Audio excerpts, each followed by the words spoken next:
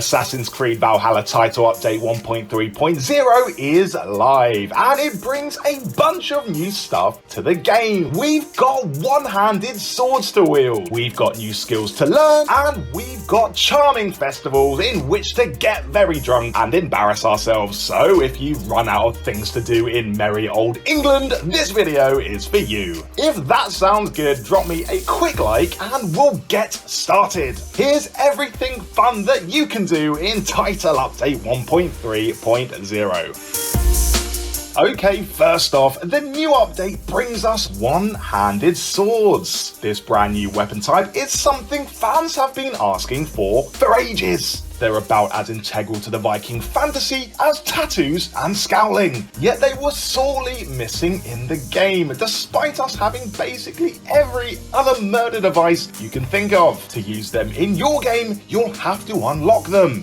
and to do that, you need to head to the Sigrblot Festival, a time-limited event also added in this update.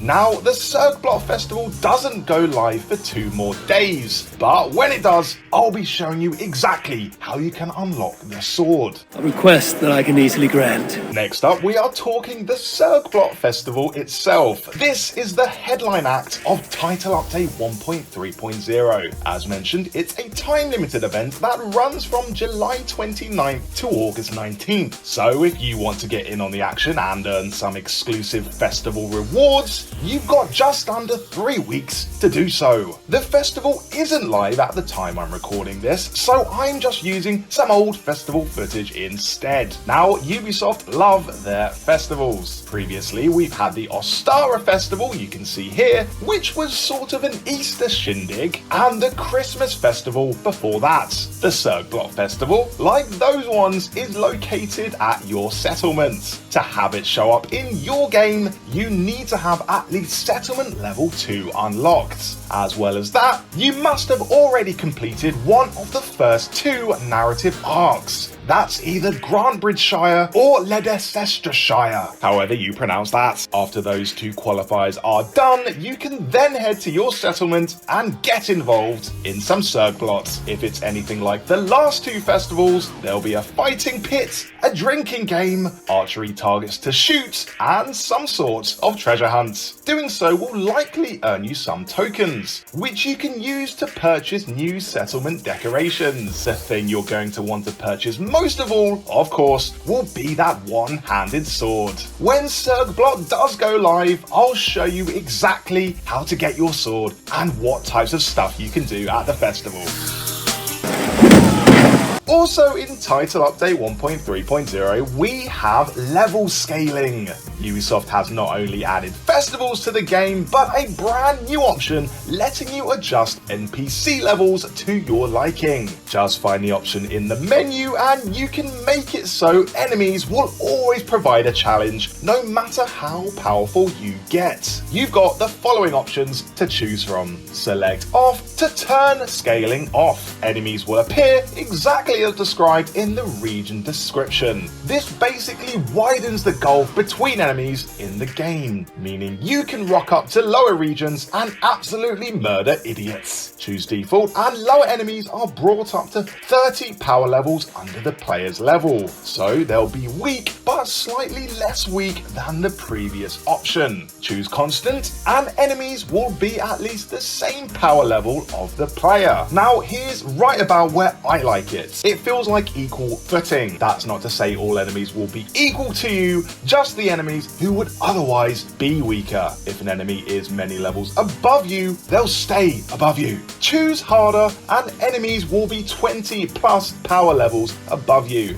This is just a bit too hard for me. I don't want to have to slash someone 45 times to kill them. That's just not realistic. Side note, I will suspend disbelief when I'm the one doing the killing. And then there's Nightmarish, where enemies will be 50 plus power levels above you. This option is for the absolute Valhalla gods. But hey, I know there are a few of you out there in need of an even tougher challenge, so this will hopefully put some extra difficulty variety back in the game. It's important to remember that boss encounters and things like minigames will not be impacted by the level scaling, as they have their own intended difficulty settings.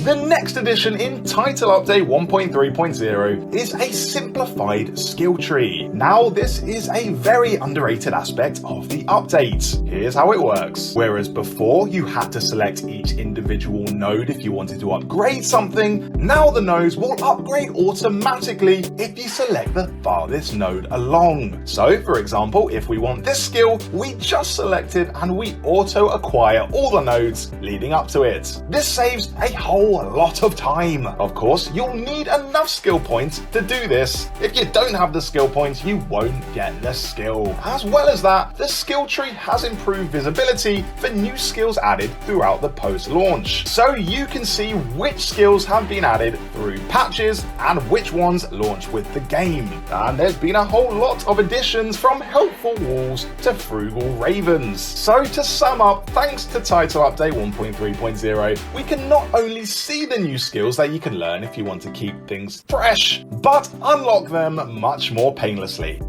Speaking of skills, 6 new ones arrive in Title Update 1.3.0. That's 2 for each category. Here's what we've got.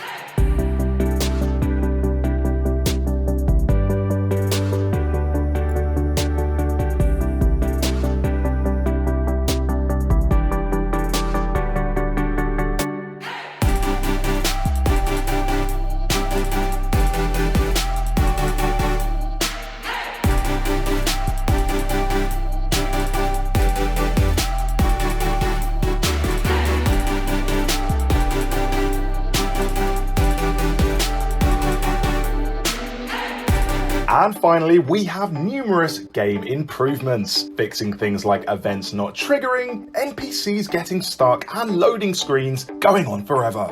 You can read the list of these fixes in the description, but one of them in particular is better than the others, and that's being able to find better runes in Ireland. Previously, for some reason, you could only find minor runes inside chests in Ireland. That explains all my rubbish runes. I thought I was just unlucky. But no, the runes were rigged. Now, however, rune hunting should be much more lucrative. Aside from that, there's the age-old performance and stability updates. Now, I can never really tell the difference with these, but apparently the game performance should be even smoother thanks to these updates. So if you've experienced choppy frame rates in the past, this might help you out. Maybe you could even go and bump up the graphics and see if the game can handle them with the new update.